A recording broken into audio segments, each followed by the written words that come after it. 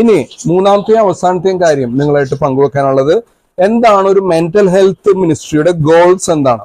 ഏറ്റവും ഒന്നാമത്തെ ഗോൾ ഇതാണ്, to lower the level of stigma.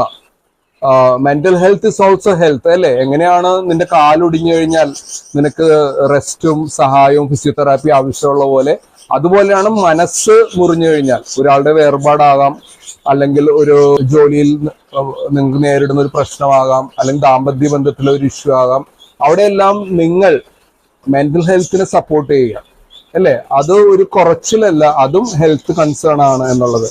രണ്ടാമത്തെ ഒരു കാര്യം ഗോളായിട്ട് നമ്മൾ വെക്കുന്നത്, നിങ്ങളിലൂടെ ഈ മെന്റൽ ഹെൽത്ത് മിനിസ്ട്രിയിലൂടെ ആ ഇടവകയിലുള്ള ആ കമ്മ്യൂണിറ്റിയിലുള്ള ആളുകൾക്ക് ഒരു സഹായം എത്തിച്ചു കൊടുക്കാൻ സാധിക്കും.